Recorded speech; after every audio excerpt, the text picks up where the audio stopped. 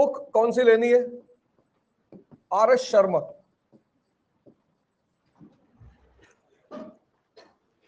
Old NCERT, तुम्हें यहां मिल जाएगी राजेंद्र नगर में 100 रुपए की। ओरिएंटल ब्लैक स्वान की खरीदोगे तो कंटेंट वही है पर 300 रुपए की, तुम्हारी चॉइस।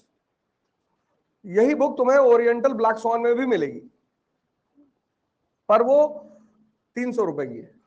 यहां ले लोगे तो एनसीईआरटी तुम्हें 100 रुपए की मिलेगी प्लस स्पेशल इशू, या तुम कह सकते हो स्पेशल इशू ऑफ क्रॉनिकल। 50 पन्ने होते हैं, फैक्ट फाइल बोलते हैं उनको। उसमें कॉन्सेप्ट्स नहीं होते, उसमें फैक्ट फाइल होते हैं। तो दोनों को कोरोबोरेट करके पढ़ना है और कुछ नहीं लेना है। सिर्फ ये एनसीईआरटी पूरी कर ले जाओगे तो एनलाइटेंड हो जाओगे।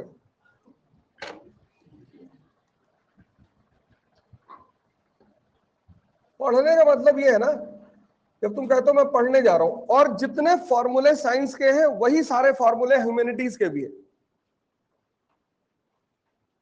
जैसे साइंस पढ़ी जाती है ऐसे ह्यूमैनिटीज भी पढ़ी जाती है, फॉर्मूला बेस्ड। तो कैसे? अब ये है एंशिएंट इंडिया, ऋग्वैदिक पीरियड। ये डायग्राम बहुत इंपॉर्टेंट है। ऋग्वैदिक पीरियड, यहां से कहानी शुरू हो रही है ऋग्वैदिक पीरियड से। फिर ये लेटर वैदिक पीरियड। अब तुमने एक फॉर्मूला सुना होगा, necessity is the mother of invention. सुना है ना? कोई भी चीज पैदा होगी तो उसकी नेसेसिटी होगी। फिर ये है बुद्ध पीरियड, फिर मौर्यन पीरियड, फिर पोस्ट मौर्य,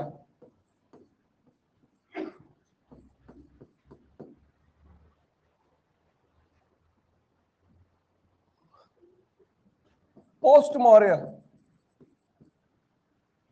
ये एक पार्ट है एंशिएंट इंडिया का।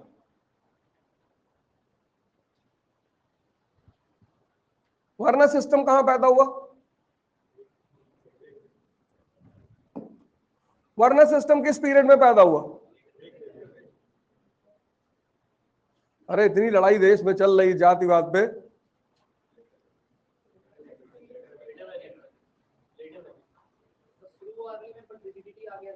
ऐसा नहीं है बेटा, यहां पैदा हुआ वर्ण सिस्टम। क्वेश्चन मार्क लगाओ तुरंत। Who is the mother of invention? अब तुम जब यहां वर्ण सिस्टम पढ़ोगे तो तुम्हें यह फाइंड आउट करना है कि यह क्यों पैदा हुआ।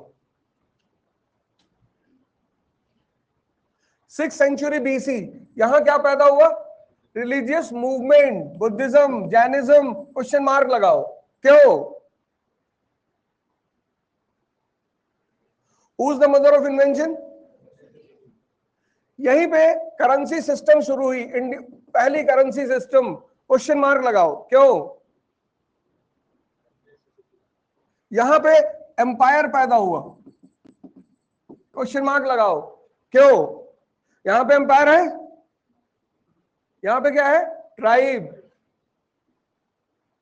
कौन सी ट्राइब? तुर्वसु ट्राइब, पुरु ट्राइब। यहां ट्राइब है। ट्राइब यहां पहुंच के क्या बन रही है? तो कुछ तो कारण होंगे ना। फिर गुप्ता पीरियड, यहां पे सबसे बड़ी डेवलपमेंट सोसाइटी में, beginning of Sati system. Question mark लगाओ, व्हाई?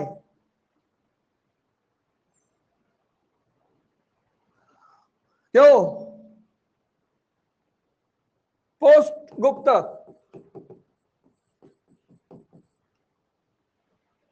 और फिर लास्ट राजपूत। राजपूत पीरियड, यहां पे आके एंशिएंट इंडिया फिनिश हो जाती है। हालांकि ये सारा प्री मेडिवल पीरियड में आता है, ये प्री मेडिवल पीरियड में आता है, लेकिन इसकी एक जिस्ट मैं यहां तुम्हें दे दूंगा।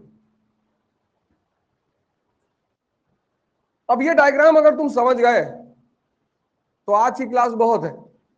इसे लूंगा तो मैं बाकी 9 क्लासेस और भी।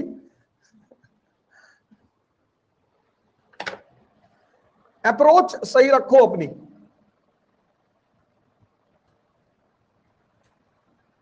रटना कुछ भी नहीं है, रटना ही नहीं है। जहां रटना पड़े समझ लो ना पढ़ाई हो नहीं रही। सीखने में थोड़ा सा टाइम लगता है। When you start learning, you take time. But once you learn the things, जब तुमने साइकिलिंग सीखी थी टाइम लगा था, अब साइकिल चलाने में टाइम लगता है। जब तुम कोई चीज सीखते हो, जैसे स्विमिंग सीखी, जब सीखी तो टाइम लगा, अब नहीं लगता। और अब अनलर्न करने का कोई रास्ता नहीं है। अब तुम कहीं भी चले जाओ, किसी डॉक्टर के पास, किसी तांत्रिक के पास, उसे कह दो भैया हमको साइकिलिंग भुलवा दो। दुनिया में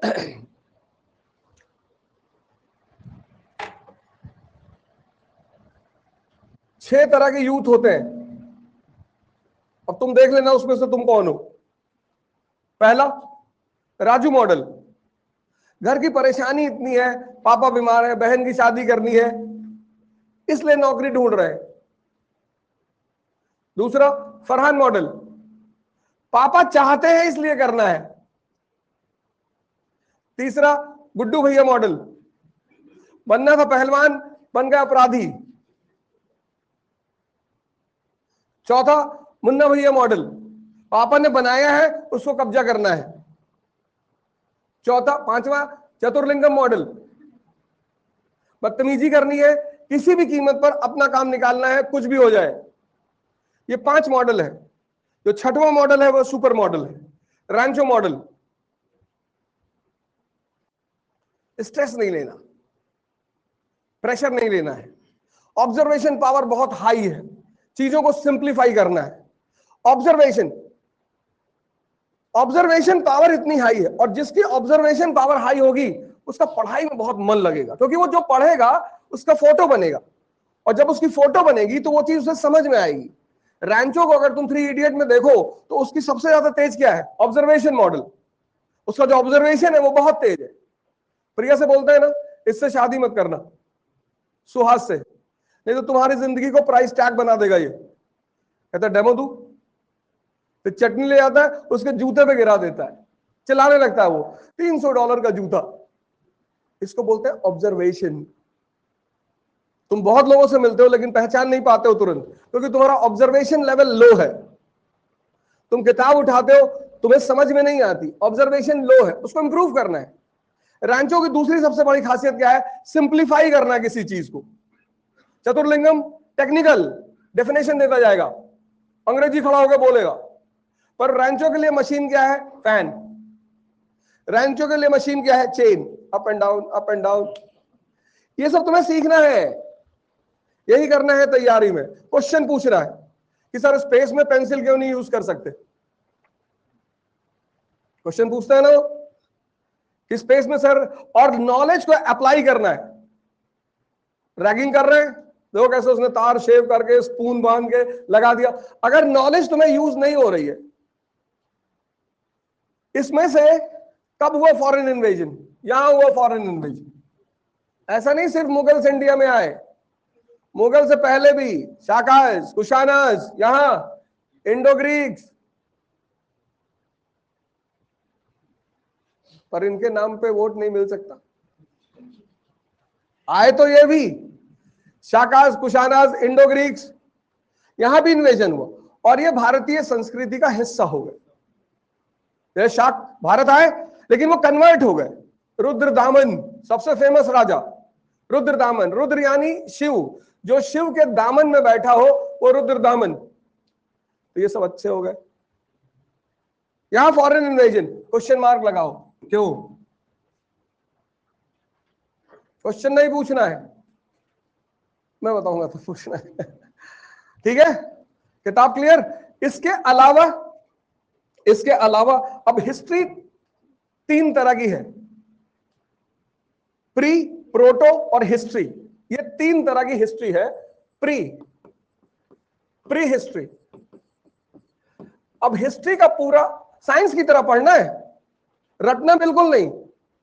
एक लाइन नहीं रटनी है, 10 क्लास मुझे लेनी है, 10 पूरा कॉन्सेप्ट तैयार करवा दूंगा, चिल्लाना मत बाद में, ये नहीं पढ़ा वो नहीं पढ़ा, कोई फायदा नहीं। आज ही मना करना है तो मना करवा देना एक क्लास के बाद।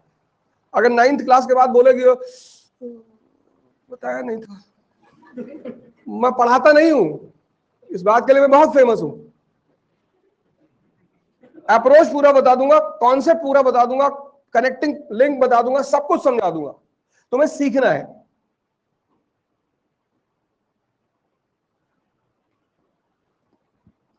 वैसे भी मैं उन्हीं सब्जेक्ट को चुनता हूं जिनसे यूपीएससी में क्वेश्चंस नहीं आते। मैं वर्ल्ड हिस्ट्री पढ़ाता हूं, उसमें से 3 साल से क्वेश्चन ही नहीं आ रहा, एक भी नहीं आ रहा है।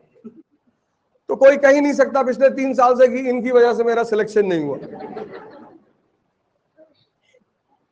ऐसे सब्जेक्टों का मैं चयन करता हूं कि भगवान वहां से क्वेश्चन नहीं आए। एंशिएंट इंडिया से एक क्वेश्चन आता है प्रीलिम्स में, तो 99 तब भी तुम्हारे पास बचा हुआ है। उस 99 में भी 50 कर रहे होते हैं। 2023 वाले पेपर में 40 ही करने थे। जो 2023 का पेपर था उसमें 40 ही करने थे, जिसने 40 किया उसका सिलेक्शन हो गया। सीसेट ऐसा बना दिया किसी को समझ में नहीं आया। सीसेट की खूब प्रैक्टिस करो एवरी डे। तुम ये प्रण कर लो कि मैं चाहे सब्जेक्ट पढ़ूं या ना पढ़ूं, लेकिन मुझे सीसेट की प्रैक्टिस करनी है हर दिन। आईएएस सिर्फ उन्हीं लोगों का निकलता है जो प्रैक्टिस करते हैं। अच्छा, जो पढ़े नहीं होंगे वो प्रैक्टिस कर ही नहीं पाएंगे। ये परीक्षा पढ़ने वाली परीक्षा नहीं है, पढ़ोगे नहीं तो प्रैक्टिस ही नहीं कर पाओगे। लेकिन ये एग्जाम निकलता सिर्फ उन लोगों का है जो प्रैक्टिस करते हैं।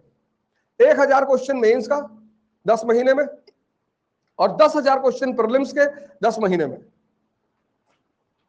जितना तुम प्रैक्टिस करते चले जाओगे उतनी ज्यादा तुम्हारे सक्सेस होने की संभावना बढ़ जाएगी। ये फंडामेंटल लॉ है इस एग्जामिनेशन का। जिसने ये कर लिया उसका सिलेक्शन। तो इतिहास जो है, हिस्ट्री जो है, वो एविडेंसेस पे होता है। 3 तरह के एविडेंस होते हैं हिस्ट्री में। पहला आर्कियोलॉजी। आर्कियोलॉजी जहां मैं स्पेलिंग ना लिखूं तो क्लियर है कि मुझे नहीं आती, उसको पूछने की कोई जरूरत नहीं। तो पहला है आर्कियोलॉजी। आर्कियोलॉजी का मतलब रिमेन्स होते हैं, बिल्डिंग मिली है, मूर्ति मिली है, सील मिली है, वो आर्कियोलॉजी है। दूसरा है लिटरेचर, अर्थशास्त्र। लिटरेचर, मुद्रा राक्षस, अभिज्ञान शकुंतलम, इनसे भी हम हिस्ट्री का निर्माण करते हैं। और तीसरा सोर्स होता है हिस्ट्री का foreign accounts. Megasthenes, Hiuen Tsang, Itsing, ये है फॉरेन अकाउंट्स। इन तीनों को मिलाकर हम हिस्ट्री की एक रूपरेखा तैयार करते हैं। हिस्ट्री एज अ सब्जेक्ट जो लिखने की परंपरा थी वो ग्रीक्स के पास थी। हमारे पास ऑफिशियली हिस्ट्री लिखने की कोई परंपरा नहीं थी, पर हम इन सारे सोर्सेस को लेते हैं और फिर इन सोर्सेस से फैक्ट्स निकालते हैं, उनको डायग्रामाइज करते हैं, एनालिसिस करते हैं, फिर हिस्ट्री क्रिएट करते हैं। क्लियर? तो प्री हिस्ट्री में क्या होता है कि प्री हिस्ट्री में सिर्फ एक तरह का एविडेंस होता है, आर्कियोलॉजिकल एविडेंस। प्री हिस्ट्री, इसमें सिर्फ आर्कियोलॉजिकल एविडेंस होता है। इसलिए इस पूरी हिस्ट्री में हम एजम्पशन करते हैं। क्या करते हैं? एजम्पशन करते हैं। कौन सा पार्ट आता है इसमें? Stone age. Stone age, pre historic, Palaeolithic, Mesolithic, Neolithic, ये आता है इसमें प्री हिस्ट्री में। फिर एक होता है प्रोटो हिस्ट्री।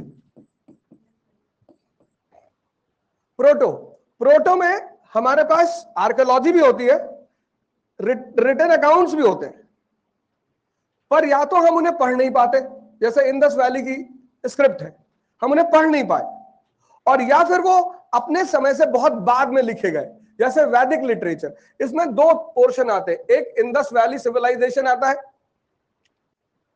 इसकी स्क्रिप्ट हम अभी तक पढ़ नहीं पाए, और दूसरा वैदिक लिटरेचर आता है। वैदिक लिटरेचर बहुत बाद में लिखा गया। आज मैं बताऊंगा, जब हम पढ़ेंगे तो वेद जो है वो श्रुति परंपरा पे आधारित है। श्रुति मतलब लिसनिंग, राइटिंग स्किल बहुत बाद में डेवलप हुई। तो जब बहुत बाद में डेवलप हुई तो वैदिक लिटरेचर में एक टर्म तुम्हें बार बार मिलेगा, इंटरपोलेशन। इंटरपोलेशन जैसे तुम अभी एनसीईआरटी पढ़ोगे तो उस पर लिखेगा वो कि 12 to 7 chapter are the oldest, others are interpolations. Interpolation मतलब वो बाद में जोड़े गए। और तीसरा पार्ट है हिस्ट्री का, हिस्ट्री इटसेल्फ, जिसकी पूरी कहानी तीनों साक्ष्यों पर, एविडेंसेस पे होती है, archaeology, literature plus foreign accounts.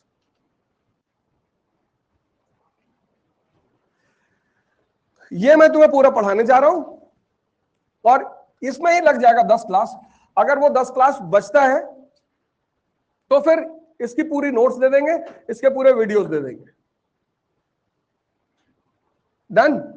चलो पहली हेडिंग डालो, वैदिक period.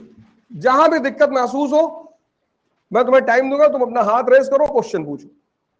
This class is like a parliament, ruling party, opposition, tension लेने की कोई जरूरत नहीं है, आराम से शुरू करना है तैयारी। क्लास वर्क के साथ होमवर्क जरूर करना। कुछ चीजें हैं जो मैं तुम्हें पढ़ाते पढ़ाते बताता जाऊंगा कि करना क्या है। क्लास वर्क और होमवर्क, होमवर्क विद क्रिएटिविटी। जब तुम घर जाते हो पूरा कॉन्सेप्ट पढ़ो जो क्लास में पढ़ाया गया है, फिर तुम उसको अपने हिसाब से कन्वर्ट करो, अपनी स्टोरी। उसको बोलते हैं होमवर्क विद क्रिएटिविटी।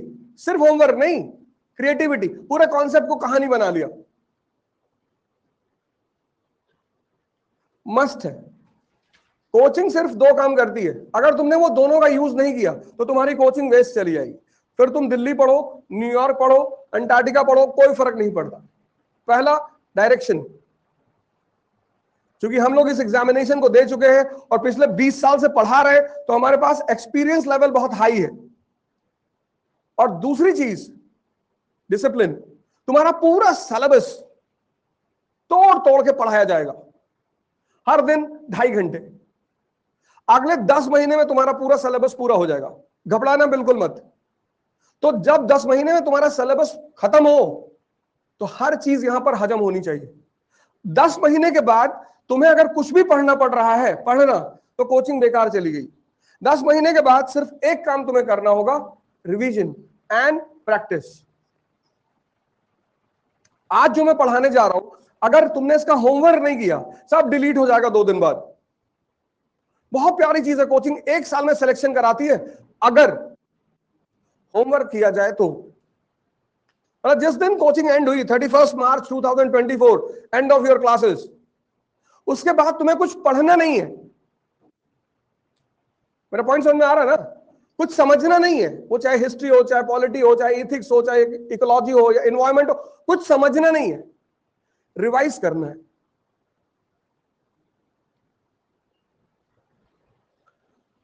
वैदिक पीरियड बहुत इंपॉर्टेंट पीरियड, बहुत इंटरेस्टिंग, बहुत मजेदार। इतनी बातें पता चलेंगी तुम्हें, इतनी ज्यादा।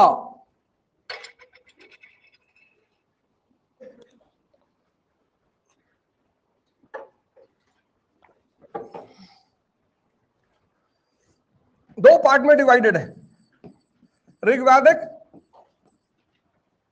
और लेटर वैदिक। अब जब कोई चीज डिवाइडेड होती है, इंडिया पाकिस्तान, तो उसके बीच एक डिवाइडिंग लाइन भी तो होती है। इन दोनों का डिवाइडिंग लाइन क्या है? किस बेसिस पे ये डिवीजन है? आयरन के, आयरन रेवोल्यूशन पे, 1000 BC, आयरन रेवोल्यूशन, लोहे की खोज, इन्वेंशन नहीं, आयरन रेवोल्यूशन, इसी ने पूरी हिस्ट्री को बदल दिया। पहला लोहा कहां मिला है? धारवाड़, कर्नाटका में। वो नॉर्थ कैसे पहुंचा? It is still a matter of research, कि वो वहां खोज चल रही है। जिन जिन चीजों में खोज चल रही है उसमें तुम मत जाना, चलने दो। जब आंसर आएगा तुम्हारा सिलेक्शन भी हो जाएगा, तुम्हें बता दिया जाएगा कि भैया पता चल चुका है कि वो नॉर्थ कैसे आया, टेंशन लेने की जरूरत नहीं है। संभव हो तो फोन मत लाया करो क्लास में, अगर तुम जॉब नहीं करते हो। तो मत लाया करो, जैसे मैं नहीं लाता ऐसे तुम भी मत लाया करो। और फोन छोड़ दोगे तो अंडर 10 रैंक रहेगी। रिक्वेस्ट है, तोड़ दूं?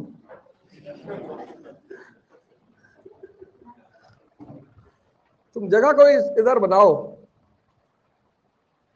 किसी को बुला के लाओ बाहर से, उससे कह दो साइड में कर दो। ये पीरियड है 1500 BC टू 1000 BC, ऋग्वैदिक पीरियड। ये है 1000 BC टू 600 BC। अभी बताता हूं BC और AD का खेल, before Christ and anno Duminy.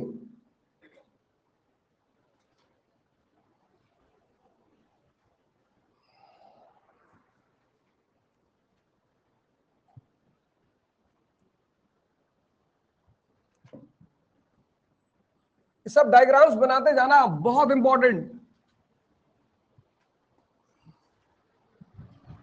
Kartikeya, क्या हाल है Kartikeya? Old NCERT of which class? 11th।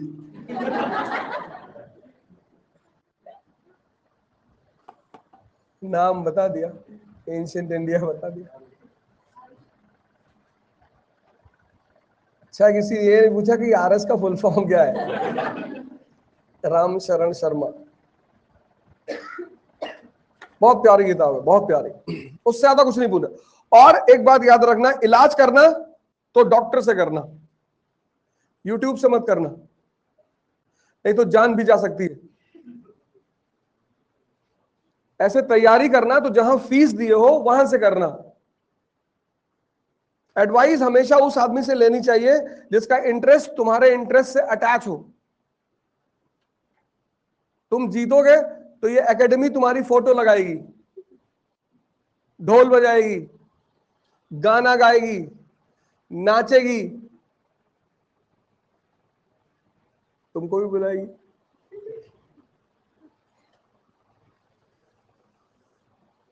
यही तो होता है। तो तुम्हारा जहां भी तुम पढ़ते हो, जिससे भी पढ़ते हो, जहां पैसा देते हो, बस उसी से राय लो। और इकोनॉमी में प्रॉब्लम है तो इकोनॉमी के टीचर से ही पूछो, हिस्ट्री में प्रॉब्लम है तो हिस्ट्री के टीचर से, ज्योग्राफी में प्रॉब्लम है ज्योग्राफी के टीचर से। चीजों को उलझाओ मत।